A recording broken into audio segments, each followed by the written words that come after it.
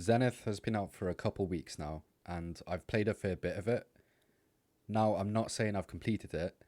I haven't collected every tier for the stamina upgrades, done every quest, explored every inch of the map, but I've definitely given it a fair go. There are probably tons of YouTubers who have endless free time for gaming that might give you a deeper insight into that side of things. I'm making this video just to go over my thoughts on the game, the good and the bad, and maybe cover some questions that I'm sure people may have if they haven't played yet. I also want to touch on a few points that I think are important for the future of this game. To start with, the game is fun. There's plenty of quests to keep you busy, and these mostly go by a level cap before you can progress. For example, you have to reach, say, level 14 to take the next quests, so you need to go and grind a bit. This isn't anything new when it comes to MMOs, but it does keep the game fresh, and farming XP with other players is a lot of fun in VR.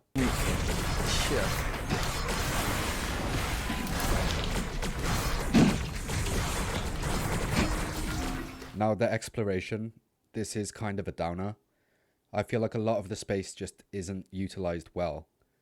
For example, the starting area is probably one of the cooler parts of the map. It's a gritty, cyberpunkish city where you just complete a few starter quests and then you're done.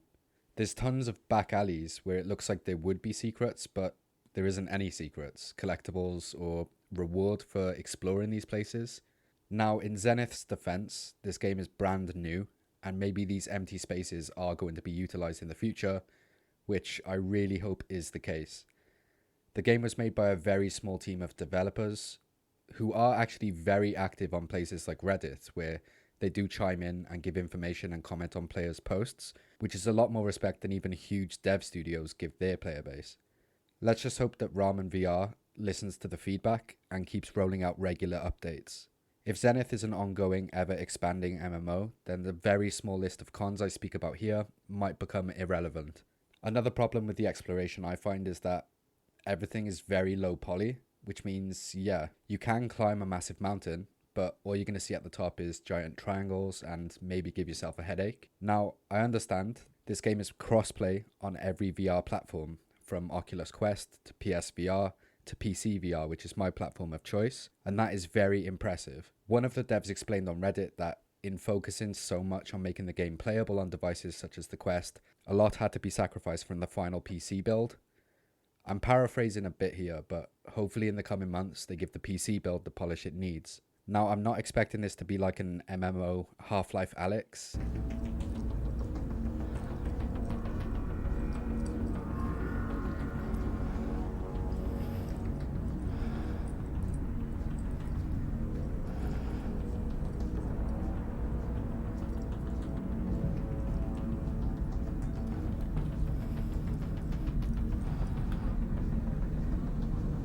And if these graphical setbacks are needed to keep the crossplay functioning so well, then it's just a minor gripe that I can look past, to be honest. Nobody's playing this game because it's got insane graphics or anything. It would just be nice to not clip through some parts of the map, is all. The quests are surprisingly fun as well. At first, it feels just kind of like kill 20 of these enemies, now 20 of these, but here's a few clips of one that I really enjoyed. Yeah, I think I might try and walk out that door again. No! Yeah.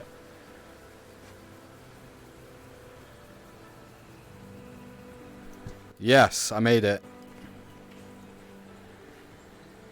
You have to climb up to these floating platforms and pull levers, which sounds very simple, but watching the player you're questing with run out of stamina and fall, only to have to climb all the way back up, was hilarious to me. We both had a great time with this quest, so I'm looking forward to more.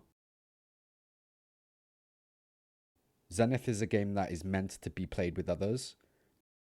Some of the bosses and mobs in the dungeon sections are way too tanky for a solo player. Does this mean you're shit out of luck if you have no friends to play with?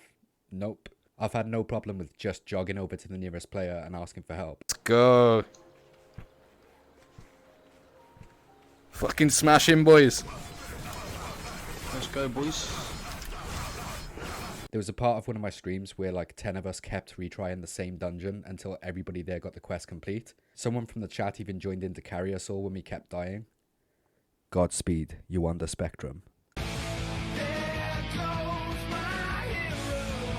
Cooking in the game is another major plus for me. Having to physically cook your food and drink that you use for buffs and heals is a great idea. Some people might not like it, but I think it adds a much needed layer of immersion.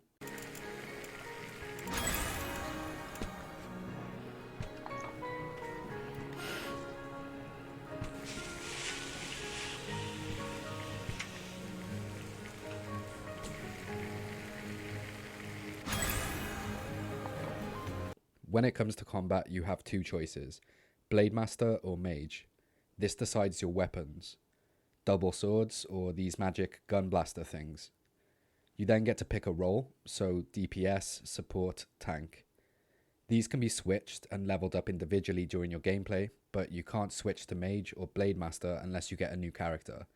I've only focused on Blade Master DPS, so I can only give information on this setup. And it's a lot of fun.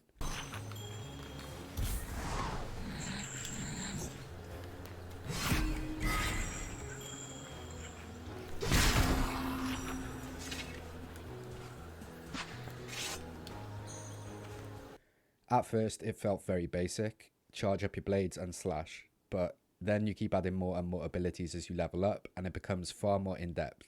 For example, I can throw a blade at the ground for an AoE attack, there's combo abilities, power strikes if I hold trigger and slash in either direction for a different ability. There's also an ultimate ability which I haven't unlocked yet. Now the armor and equipment leaves a lot to be desired, if I'm honest. Stronger armor has a slightly different look, but it's all mostly reskins with an arbitrary number for its overall level, and rarer versions have buffs such as damage boosts, which is pretty cool, I guess. Same goes for the weapons. So far there's only a handful of different looking swords. Better ones are the higher level ones, and they have buffs such as replenish ability power for each strike. You can upgrade your weapons and armor, and I find this very cool. I haven't found much need to do this yet though, just because you end up finding a higher level chestplate like 5 minutes later from an enemy drop. I would like to try out the mage role in the future just to see how it differs from Blade Master. I know there's a different set of armor and weapons, so it will probably be good to try. One of the major things that is missing from Zenith, in my opinion, is trading. Either player to player or even shop fronts. There's a few terminals you can buy armor from, and you can buy cooking ingredients from shops, but it seems like there wasn't a whole lot of effort put into making this a thing. For example, there's a flat rate of $30 for every piece of armor or weapon you want to sell, which means you sell nothing. It's better to turn it into upgrade dust and level up your best gear instead of selling anything. There's nothing that's actually valuable past the point of $30. It just seems like it was an afterthought, which I find very strange for an MMO. What would I like to see for the future of Zenith? Trading is a big one. I would love to see more merchants or be able to hand an item to another player who's struggling to find something. Helping new players is such a huge part of MMOs for me, and in Zenith it just feels like you can't really do much except lead players around the map or kill a few enemies for them. Also, there isn't really much need for money in the game. Yeah, you can buy things, but 99% of what you use is found from enemy drops. I think the lack of uses for the money and the lack of any real stores are connected. Some more classes other than Blade Master and Mage would be a nice touch as well. I know that each role that you can change gives you a new list of abilities, but it still doesn't feel like I'm spoiled for choice. Who knows, maybe if I try Mage out, I might feel differently. I would love to see more utilization of the space. The map is great, it's just empty. Exploration is one of the taglines on Zenith's Steam page, so here's hoping that it becomes an ongoing thing with future updates. The players want a reason to explore. Side quests in weird little back alleys or secret items that you have to explore to find. Of course, there are these lore exposition diamond things that read you stories.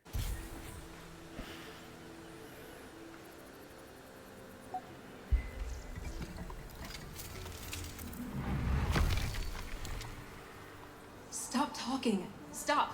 What you're asking for is ridiculous. I don't want to lead. I don't want to guide anyone. I want to be left alone. And you have to explore to find them all, which is definitely cool, but with all the space available, I was expecting a lot more. Don't get me wrong, I haven't completed the game yet, and I'm certainly not saying it's bad.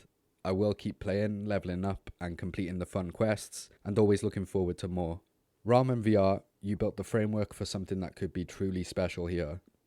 All Zenith needs is the same care you guys put in when creating the game, pumped back in every few months or something. I know I'm not a developer, so I have no idea the amount of hard work you guys are putting into this already, but this could become the best VR game of the year, and next year, and next year if this can be expanded on correctly.